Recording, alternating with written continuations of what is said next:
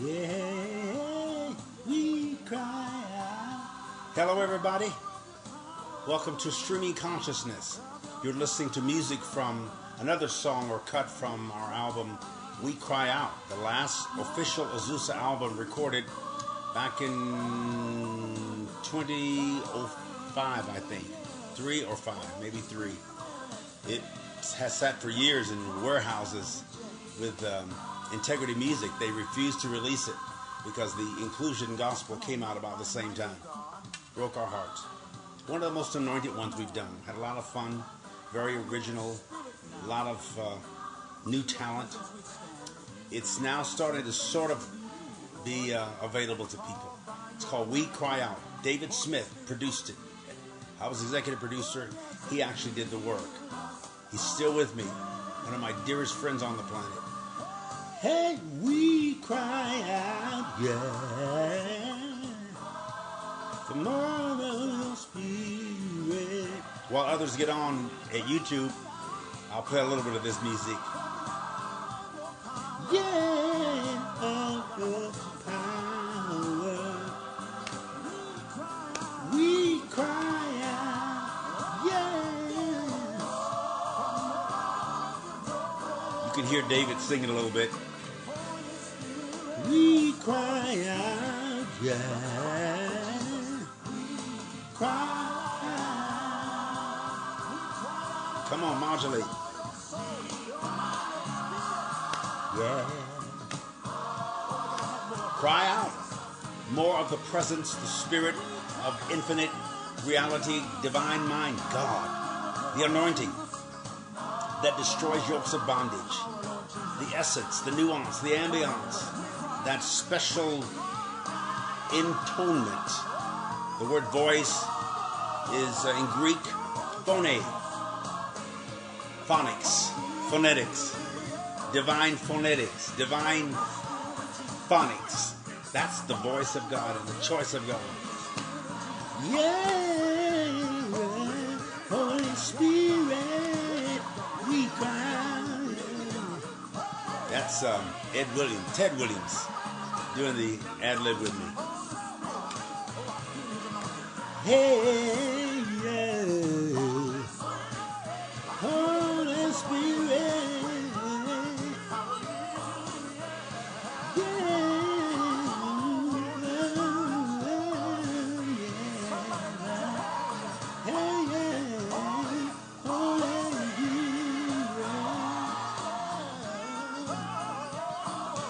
come on, clap them hands.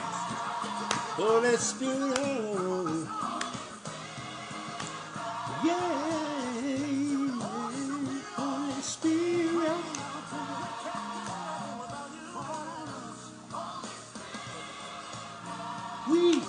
We cry out. Hallelujah. Oh, that was good. A lot of times I don't even go to rehearsals for those songs. I don't like rehearsals. I just show up and they kind of work around me. Every once in a while we have to go in the studio and do some post work. But those are live recordings and there are many of them out there. That one isn't on YouTube like most of the other ones are. And we'll get there.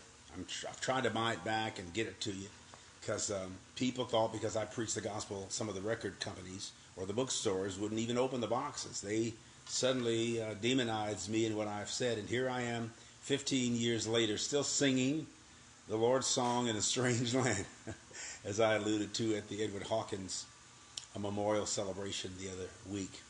Anyway, I'm here tonight and I'm going to talk to you just pretty practically.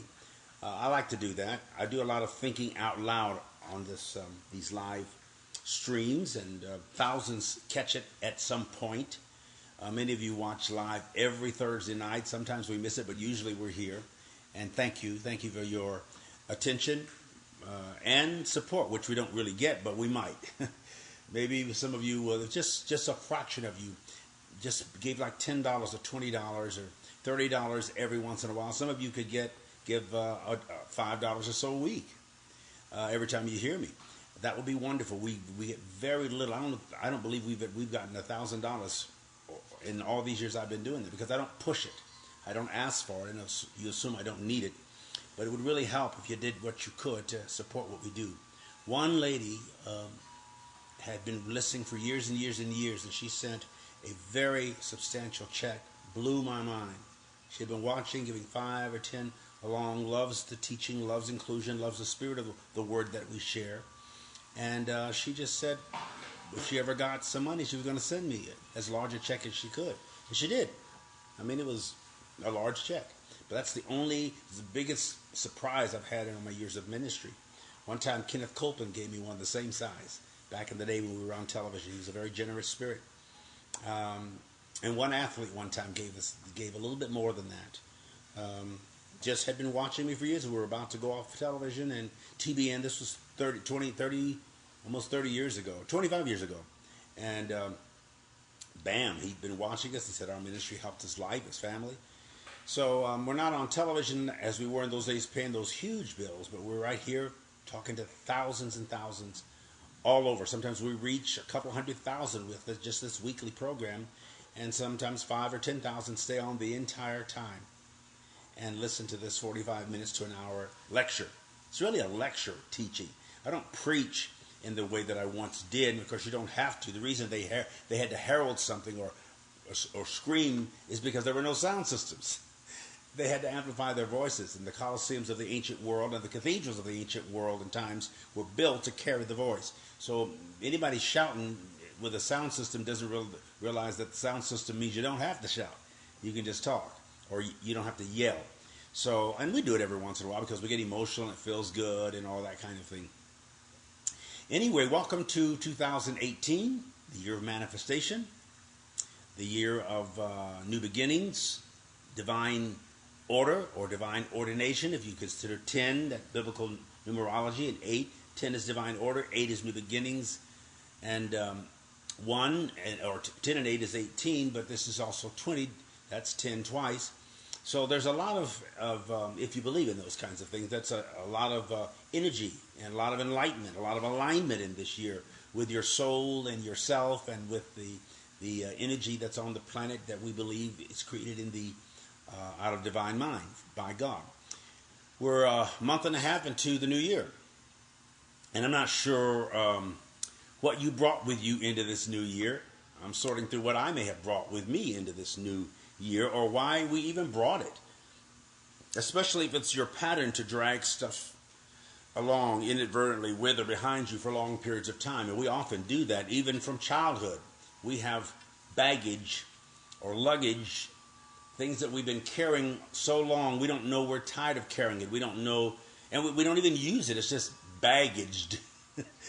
In my latest years, I'm adopting a new personal theme or motto. No hurries, no worries. Say it to yourself. Meditate on it. No hurries, no worries. I encourage you to personally and deliberately resist being worried, or resist worrying or rushing. Rushing around, worrying around, and the psychologists say 80% of the things we worry about never really happen. They don't even occur. But yet we spend all that anxiety. And then some of you say, well, what do we do with the 20% that does occur, that actually does happen? You sort through it, you work through it, you walk through it like everybody else. You grow through it while you go through it. That will always be my theme. Don't just go through life, grow through life. Don't just grow through a storm, grow through the storm. Don't just go through a flood or a flow. Don't just flow through it, grow through it. Just make that a motto, make that a plan of yours. No hurries, no worries. Pain is unavoidable. Misery, however, is a choice. Most of our pain is historical. It comes out of our past. Something in our past that affects our present and projects itself, if we allow it to, into our future. You're constantly navigating life. You're constantly negotiating life. You're managing your pain. You're managing the pathos, or the pathology, which is the study of the cause and sometimes treatment of disease or dis-ease. Why is there so much tension on the planet, or in your planet, in your world? Your universe. Y-O-U, your verse. What's happening in there? Why is it there? Why does it stay there, remain there? Everything is your teacher. Everything is our teacher. The tension in your life right now is demanding attention, which will lead to intention. What are your intentions? often say that the universe doesn't just judge us by what we feel, but by what we think about what we feel. What do you think about what you feel, and what do you think about what you think about what you feel, and then what you think about that? Because what you think about, you bring about. Thoughts are creative. Thoughts are powerful. Thoughts are inventive. They actually have energy in them and vibrations through and around them that can create a reality that you're experiencing and expressing right now. You actually have a lot more power and control than you realize, because you are your own creator of the reality that you live in. You have something to do with it based on the way you think. So no hurries, no worries. Now, don't let the baggage that you're carrying define your life or your essence. Some of the baggage you don't even realize you're carrying. You haven't opened it in years. You're not even conscious that it's there. But it's weighting you down. You're lugging it around. That's where the word luggage comes from. You're lugging a heavy load in suitcases that you packed. You put that weighty stuff in there intentionally.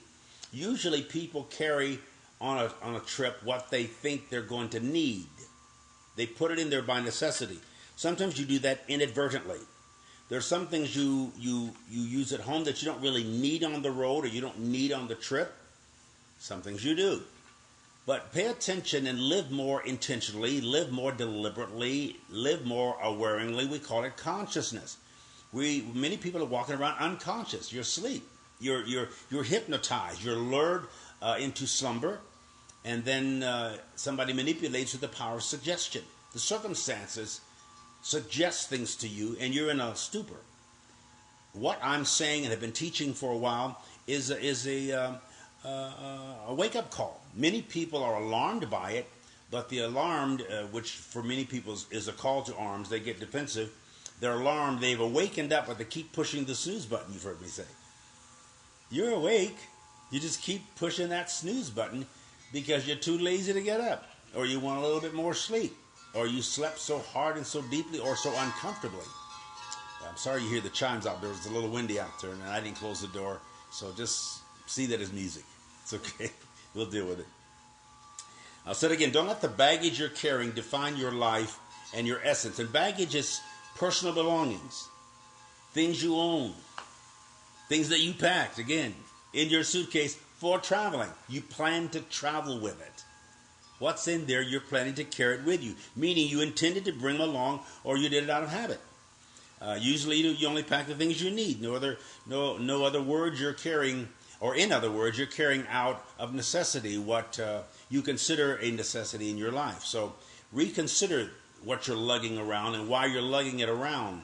And has it thrown your back out of tune in your spine? And are you experiencing tension and stress and muscular or joint pain in your soul, in your psyche, in your life? If you are, study it. Why is it there? Or better question is, where did it come from? Again, our pain is usually in our past. It's historical. Something happened in the past affects you right now, your present, and then you project it into your future. And it's chronic pain. It stays with you. It's all the time. This whole idea with opioids, opium, a narcotic to deaden pain. More people die in this country from opium than any other drug, prescribed or over the counter or illegally.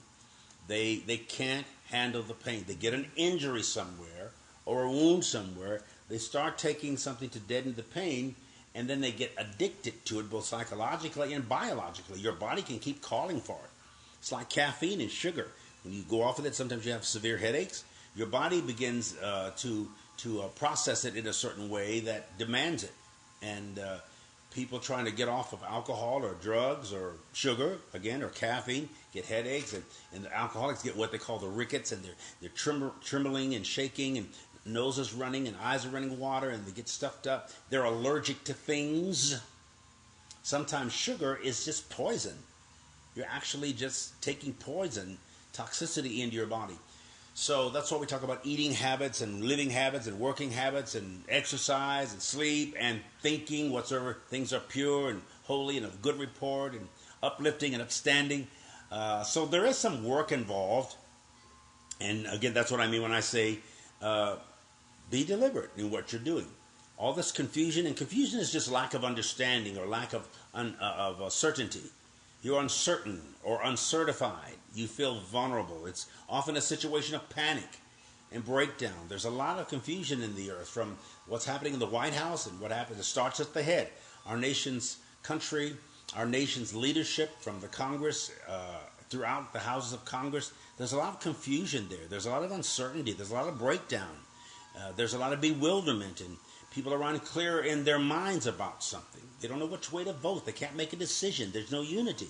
Well, that's affecting and sending ripples throughout the whole country and the culture. So be aware of that, because it does affect you. It doesn't have to infect you. It doesn't have to defect you, but it does affect you. Be aware of that. I like to take the airborne little tablets. You can chew them, lozenges, and you can chew them because I fly a lot. I travel a lot. Sometimes I'm in an airplane for hours with other people and all their germs and all the bacteria and my germs and my bacteria. So I sort of I want to put a physical Teflon over me so that nothing sticks that shouldn't.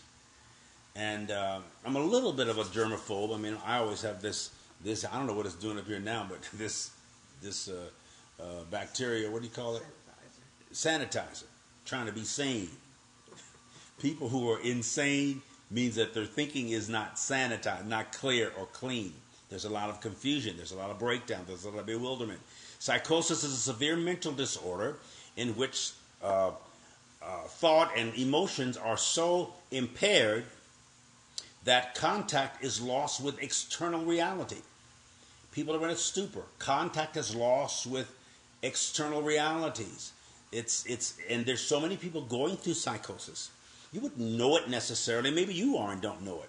And I'm only bringing it out so you can be aware and make necessary corrections in the way you think and how you deal with pressure and how you deal with stress. Some of it's very unavoidable. How do you deal with marriage and children and your job or ministry or the military or the news or politics or the culture you live in, the neighborhood, the house or household? How many hours do you spend in that environment, and how it affects you when you walk in the door at your home from a long day of stressful work? How is your attitude? How do you show up? How do you make people experience you? How do you experience you? How do the people on the job experience you? Now, I'm bringing this out again just so you are more aware of the environment and begin to take deliberate and intentional effort and make effort to control it more or to manage it, including the pain. The pain is there to tell you or indicate that something is out of line, out of sync.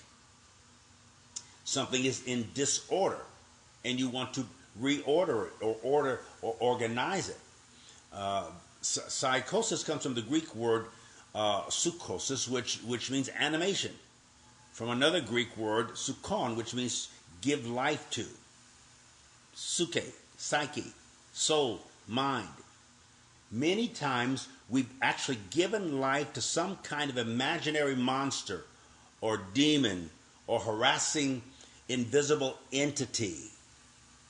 Psychosis is usually a self-made enemy or entity of mind or mental creation. Again, I said what you think about, you bring about. You can create these monsters and these demons and these frightful experiences and expressions in your own life by the way you think. The way you think, the way you believe, and the way you speak determine your reality. The way you think, the way you believe, and the way you speak, or sometimes perceive, creates the reality in your life, or the realities within or around your life. So, don't lug stuff around that you don't need or that you don't use. Everything inevitably has a vibration about it, in it, around it, working through it. The vibes and vibrations and the insinuations and the energy. Life is energy. It's movement. Energy just means basically movement. And it's all around us. There's stuff happening. There are little things crawling on you, making babies on you, urinating on you. regurgitating on you, defecating on little invisible things, that there's something on it doing the same thing and something on it doing. That's what infinity is. But everything is alive. Everything has animation. And sometimes you put things together and create your own animal or your own animated thing, your own frightening, lions, tigers, and bears. Oh my. Judy Garland out of The Wizard of Oz. Mental illness is defined as a condition which causes serious disorder in a person's behavior or thinking. Serious disorders in your behavior or your thinking. That's called mental illness. Now, that's interesting that psychologists say 1 out of 5 people you meet are mentally ill. And you one of them is going to be you. You're going to be the 5th person somebody meets on the street any given time. We all struggle with that. That's not necessarily bad. That's just a reality that we need to be aware of. We do get off. We do lose contact with reality. We misperceive things. Perception is the ultimate reality, but not necessarily the ultimate truth. Dysfunction is past experiences or long-held ideas regarded as burdens and impediments. A dysfunctional family, a dysfunctional marriage, a dysfunctional life, a dysfunctional thought. Who are you? Who do you want to be? Who are you becoming? I often say that this all starts with what you think about you, how you experience you. Again, I ask you, as I often do when I remember to, what do you believe about you? Why do you believe that about you? And how do those beliefs about you add to or subtract from the quality of your life? Every night when I lay down, I sort through my day. And I love the psalm that says, He restoreth my soul for His name's sake. I've been praying that for probably 30 years every night. Restore my soul, my suke, my psyche. Restore the parcels and fractured parts of my soul, my thoughts that I left in a conversation, in a text, in an email, in a phone call, that I left in an encounter. Not only that day, but yesterday or yesteryear. Sometimes we're dealing with stuff that we experienced in the 2nd grade, 1st grade. Sometimes we're dealing with things that primordial things that we experienced while we were still in our mother's womb, and we heard the vibrations of an argument between her and your father. That you were not welcomed, or at least not wanted right now. And you felt the vibrations, though you didn't understand the language. You did connect with the phonics of the sound and the vibration in the sound and the tension, and you started feeling unwanted or unwelcomed on this planet. And it's messed up a lot of your relationships because you, especially if you were born prematurely, you came too early and nobody was ready for you. And your parent may have left you, mother left you in the hospital and incubated for weeks, and certain things were communicated to you through telepathy, mental telepathy, kinesis. You just picked up stuff. That's why occasional mental, psychological, and biological or physiological detoxification is important. There are all kinds of ways to get the poisons out, the toxicity out, and because it can slowly kill you. So this is mental hygiene that I'm talking about. So again, every night I go through that time of pulling everything back together, my whole soul. So because if you go to bed crazy, you're going to wake up crazy. So I try to get some clarity before I go to sleep. That's part of my meditative practice. That's part of my prayer. And I lay there just about every night. I'm thankful for the day, for my life. I reconsider myself. I reconsider my soul. I sometimes reposition myself or my soul. And I wait till things get in order. Sometimes pulling the knees up to your face first thing in the morning. And pulling the vertebrae, stretching them out, because during the day they'll settle in. And like this, as you're standing up. But then when you go to sleep, they pull out like this. Or sometimes they get locked. You can pull that knee up. That's part of the physical. Like do these long stretches. Take your time. Don't get up late running and then forget to do that practice. That's meditative as well. The original purpose for meditation was to find medication. When somebody came to the medicine man or the shaman or the healer, and all the cultures have their various names for those mystics who supposedly do the miracles or do the healing or do the therapy. That's the repeated word for healing in the New Testament, therapeuo. Even with Jesus, it wasn't iomai, which means to cure. It was therapeuo, which means to minister menially to attend to. We're all in some kind of therapy all the time. Well, the person who would meditate and come up with some kind of potion or remedy to address the illness. Now, that part was very spiritual and mystical, because they would say, your grandmother, your grandparents would always say, I'm going to make a poultice for you, baby. I'm going to put a poultice together. Well, they'd come up with some herbs and some stuff, roots and leaves, and they'd come up with something. Sometimes you'd hear them pray, and then they would pray and rub that poultice or that Vaseline or that ointment on you. We got healed so many times, or cured, or at least it stopped the pain. I remember I came home one time, I was in terrific pain. One of my feet, we had flat feet, and I felt that maybe the arch had fallen. I don't know what it was, but it was swollen, and I could hardly walk, and I tipped all the way home, and I came in the house, and I went straight into my mom's bedroom, and she was on the phone, and I said, Mom, my foot hurts. And she saw me crying. She said, all right, baby, I'll be there. Go lay down. I went there and laid on the bed. In a few minutes, she came in and put my foot in her lap and just rubbed it and prayed. Took my foot, rubbed it and prayed just for a couple seconds. Stopped. I fell into a deep sleep. And when I woke up to the smell of cabbage or beans or something cooking in the kitchen. And I forgot my foot was hurting. I popped out of bed, ran into the kitchen to get something to eat. Never felt an ounce of pain from the time my mom prayed for me. Her hand was warm and had its own ointment on it. It had to do with my thought. My mom did that so much. My parents prayed for us because they couldn't afford to take us to the doctor all the time. They had 6 kids, and they were struggling to keep jobs together. And, of course, they had an element of faith, and we had trust. They had faith. We trusted them. And it healed us. Well, this is intentional acts and technologies, if you will. That's simple faith, a little church folk. That's all we were. My grandmother did the same thing. My aunts, my godmother. It was cultural for us because we, as they say, necessity is the mother of invention. We had to have faith. We had to trust God. Or the medicine man, the minister man. The Native Americans called him the medicine man. The medication is for the meditation is for the medication, and the medication came from the meditation. That's what they prescribe, certain elements of faith.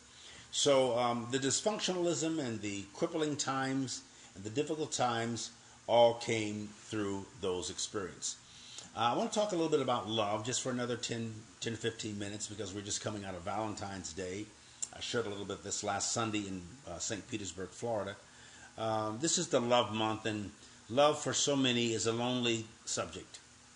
Either you don't love enough, or you feel like you're the lonely one who does love and doesn't receive it. But love, and I often say, no one can hurt you, harm you, hinder you, or hate you like somebody you love or who loves you. Family pain is the worst kind of pain. Sometimes it's parental issues. You don't like your parent. You love them, but you don't like them. You don't like a sibling. You love them. You'd give your life for them. You die for them. You might kill for them, including kill them. But you just don't like them. You have children that you really love, and they have broken your heart a zillion times. A former lover, somebody you slept with, somebody you understood, you thought, or you related to. You married them, and it didn't work. And they knew all your secrets and all your intimate thoughts and ways, and y'all shared a lot, and then split. And that was 20 years ago, or 10 years ago, or 2 years ago. And you still love them. You don't live with them. You don't want to live with them, but you love them. You just don't like them. And some of you, all of us basically love ourselves, but we tend not to like ourselves. And when you don't like you, it's hard to believe that somebody else, or to expect that somebody else might like you. When you don't love you, then somebody else is going to have difficulty loving you. If you don't forgive you, then somebody else is going to have problems forgiving you. Again, you are the century. You are the sign that stands there with the sword and the protection of your own mind, your own thought life, how you perceive yourself and how you perceive others and how you perceive life. I've often said perception is the ultimate reality, but not always the ultimate truth. So you have to sometimes compare perception with your experience, and perception with what might be true, verifiable, and certifiable. That's the process and progress of life and living. In some ways, love can be a form of mental illness, as I described earlier, that we're all somehow innately afflicted with or inflicted with, because we don't know really how not to love. It comes very natural, and it can be a disease or dis-ease. There's a lot of tension and sometimes stress in love. We throw the word around so casually. I just love everybody. I just wish there was more love on the planet. There is a lot of love on the planet. We need more alike on the planet. Again, love comes natural. You don't learn to love. You forget to love and learn to hate. We don't come here hating. We come here loving and trusting it is innate or in our nature. And then we feel the incumbency of that from the other reality that we came here from, possibly some pre-incarnate reality before we were in flesh or incarnated or incarcerated into these bodies. We didn't only feel love, we were love. We didn't just have peace, we were peace. We just experienced joy, we were joy. And we remember it, and we recall it, and we miss it over on this side. And sometimes when it's not there, we panic. That's common. So that's why I say love itself can be a mental illness, and it can be, and mental illness can be defined, again, as a condition that causes serious disorder in a person's behavior or in your thinking. Love makes you do foolish things. Remember that song that was big in the 60s? Love makes me do foolish things. It does. It can mess up your thinking. People kill because of love or become murdered around love. People steal and rob banks. People lie around love or because of love or for somebody they love, or they do it in love. They lie to a lover in love. Kids lie to their parents in love. So we create and concoct ways to manage this wild disease that we call love. Sometimes we don't know how to handle it. It literally feels like a sickness. So, and it causes that mental illness. Sometimes some of the most grotesque, absurd, and obscene things are done in the name of love. Love of God, love of the culture, love of the country, love of the race, love of the gender, love of the spouse. It seems like an absurd passage to say love your enemies, but that's in the Bible. Even the love of your enemies, and in some strange, abstract way, people do love their enemies, or they love to hate them. There's a love involved in there some kind of way. They love to hurt them. There are people who love you in some strange, abstract way, who love to hurt you, or hinder you, or haunt you, or hunt you. You do the same thing. You don't realize you're doing it. It happens inadvertently. So love is a strange phenomenon. And rarely will we hear anyone discuss this aspect of love. And so that's why so many people are confused as to what love really is. Some little girls have been abused by a loving father or brother or uncle or neighbor, supposedly. That's how they please their dad. They carry that thing with sexuality all their lives. They think that the only way to please a lover is sexually. Male and females go through that crazy abstract way of experiencing or expressing love or having it expressed toward them. That's why this is what I call group therapy for however many listens. Consider what's happening in your life, what's happening in your home, in your relationships, and it'll be around some misinterpretation or misperception or erroneous perception of yourself or the people around you. You heard what they said, but you didn't hear what they meant. That's one of the biggest obstructions and obscurities of communication. Everybody's shouting, talking. You hear all these sounds, and it's noise. That's where we get the English word nausea. Noise, nauseous noise, and sloppy, agape I call it. Agape is one of the Greek words for love. Saint Valentine, I posted this, the saint that the feast day is named after, died in in 269 AD. That's, thousands and thousands and thousands of years ago. This is the 20th century. The 20th century. That was the 2nd century. He's believed to be either of two early Italian saints, Christians, who may have been the same person. History sometimes is obscure. Traditionally, he was commemorated on February 14th. The Roman priest martyred in 269 and the Bishop of Turna martyred in Rome. Sometimes they get them mixed up. But Valentine was regarded as the patron of lovers, and sometimes the pattern of lovers. And love is the only force, Dr. Martin Luther King said, capable of transforming an enemy into a friend. That's sort of a blanket statement. He means the purest kind of fondness, friendliness, tolerance, and celebration of the soul and the self. Over time, it doesn't instantly do it. Some people love their children for many, many years, and the kids are still an adversary to them and to themselves. But there are always exceptions to any generality. This is a general statement with which I agree. But how many of you out there have enemies that you'd like to become transformed into friends? Do you have that many enemies that you'd like to be your friend, or at least friendly toward you? Most of us do. And is the enemy you'd like to transform into a friend somebody you love? You hang out with, but you're sleeping with the enemy.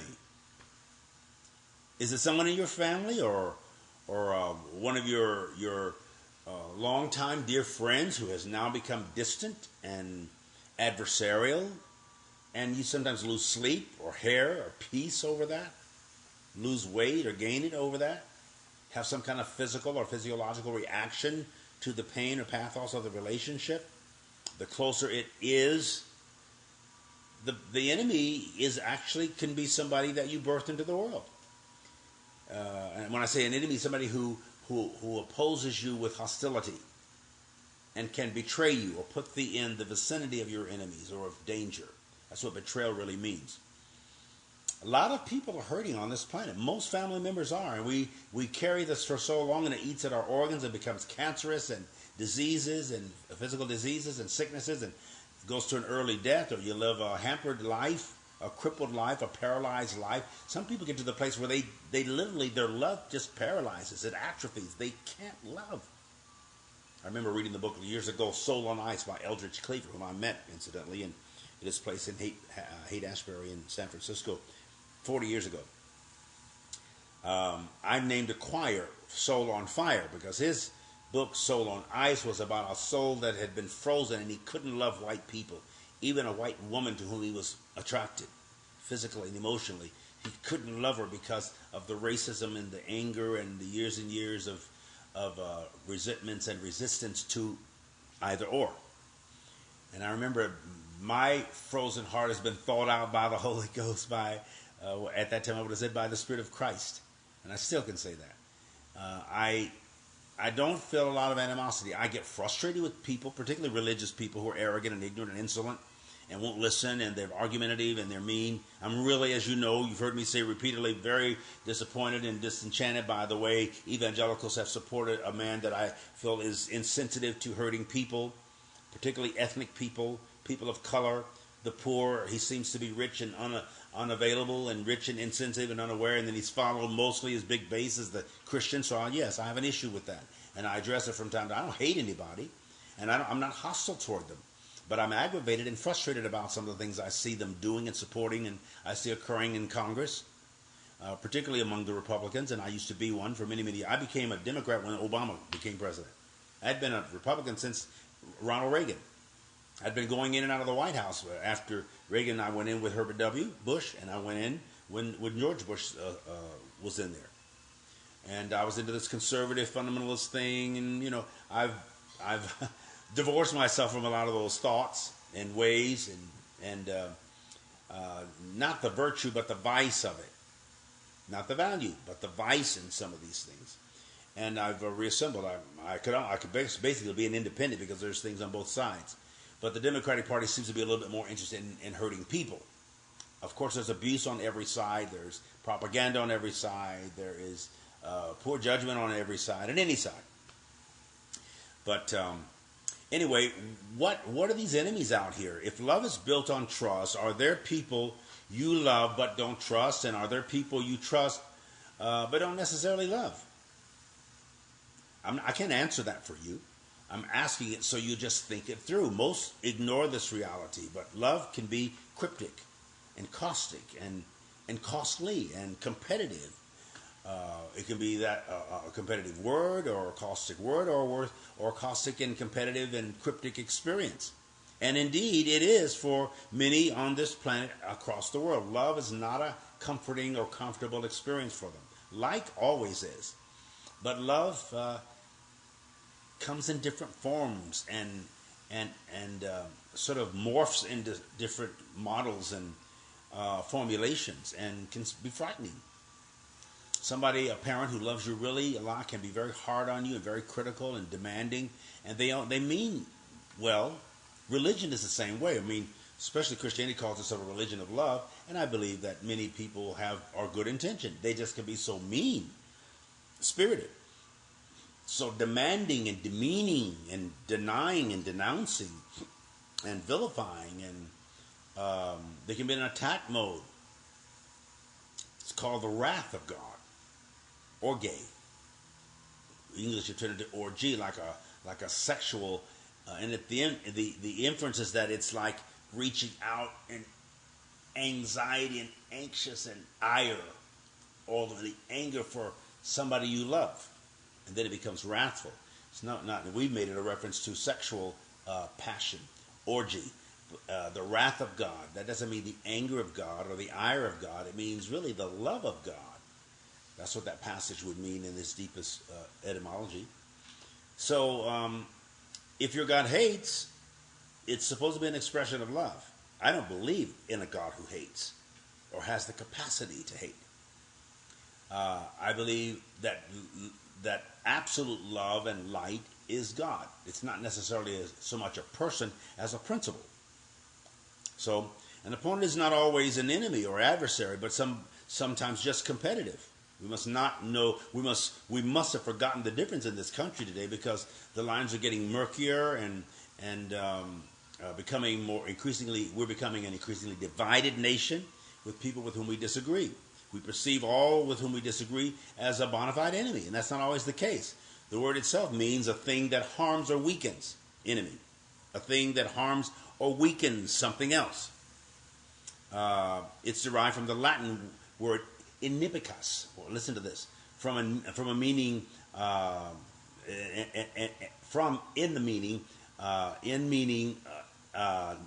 not, and amicus meaning friendly. Not friendly. Enemy. Not amicable or amicable. Not kind. Not your friend. We actually have friends and family members who love us but are neither friends or friendly toward us. That's very confusing to a lot of people. And they can't understand why they're not loved or why they're not liked by somebody who says they love them. And they can't understand why they love their mother or father or brother or sister or spouse or child, but they don't like them. And the fact that they don't like the one they love is very unnerving. It's very aggravating. It's very uncomfortable or uncomforting. It's very threatening to love somebody you don't like. It's more uncomfortable than liking somebody that you don't love. There's a lot of people that you see on television, favorite characters, or on sitcoms or movies or in books, that you actually like them a lot. You're not in love with them, but you like them, or you love them very much. And they're the same character in every book or of the novel, but you don't like them. But you love that character. You love that role. You would miss that character or that role if it wasn't in the story. And you've never liked them or trusted them or admired them. But you love them being there. This is how creepy love can be. And here I am, 65 years old and almost, and I'm thinking about all this stuff, how I'm handling love in relationships that are supposed to be bonded by love. I'm actually, again, more interested in liking who I like. I say to single people all the time, don't just marry somebody you love. Marry somebody you almost can't live without. And don't just marry somebody you love. Marry somebody you like. Because there's a lot of people you love that you don't want to live with. See? We actually have friends, again, who we love and don't like. Love, like life, is a kind of benevolent malady. If misinterpreted or mismanaged or misplaced, love can be lethal and destructive. Love is natural, as I said earlier, but it's in need of to be nurtured. The scripture says love is patient. I say love is a patient in need of health care, regular, consistent health care, affordable health care. President Obama. That's just the way it is. By nurture, I mean, caring for and encouraging its growth and development, cultivating. Love needs to be cultivated, and so does peace. So these are things I want to close with this. This poem that it's beautifully written, and it's called. It's from the book Daily Afflictions: The Agony of Being Connected to Everything in the Universe by Andrew Boyd. I used it last Sunday in Petersburg, and people loved it, and some of you will have heard it the first time. I really love it, but I use it a lot. I think about it a lot. We're all seeking that special person who is right for us. Everybody is. Same with the job that's right for us, or home, or relationship that's right for us. But if you've been through enough relationships, you begin to suspect there is no right person, just different flavors of wrong. Why is this? Because you yourself are wrong in some way, and you seek out partners who are wrong in some complementary way. But it takes a lot of living to grow fully into your own wrongness. I mean inaccuracy. And it isn't until you finally run up against your deepest demons, your unsolvable problems, the ones that make you truly who you are, that you're ready to find a lifelong mate. We all go through our deepest demons. You know what that means, just the aggravations and the things that turn us off the most. Then you start maturing. Only then do you really know what you're looking for. You're looking for the wrong person, but not just any wrong person. It's got to be the right wrong person. Someone you lovingly gaze upon and think, this is the problem I want to have. I will find that special person who is wrong for me in just the right way. Well, will you?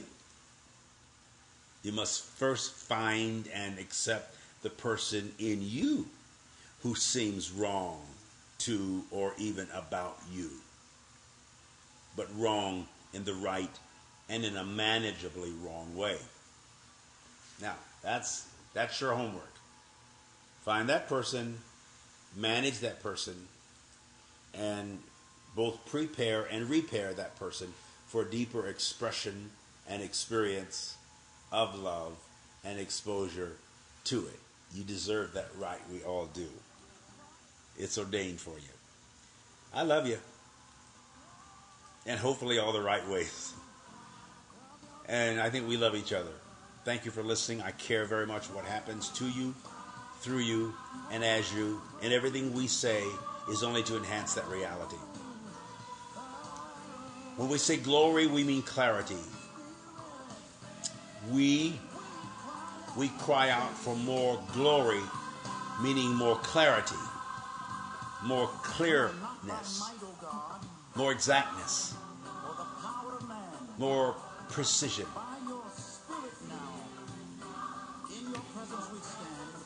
Listen to this. Stretch a little bit. We're finishing now. Oh, that's a little yoga there.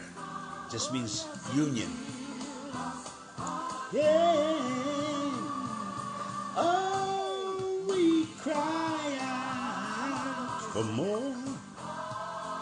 When we say spirit, we mean divine essence, divine energy. We cry out, almost like a baby, for more of the present or pre-sense, the knowing, the sensing of what's coming, because it already is. Oh, oh, More of your glory and your clarity, yeah. Yeah, we cry out. I love you. Let me hear from you. Push that little button and go to the PayPal right now. $10, $20, $25, $100.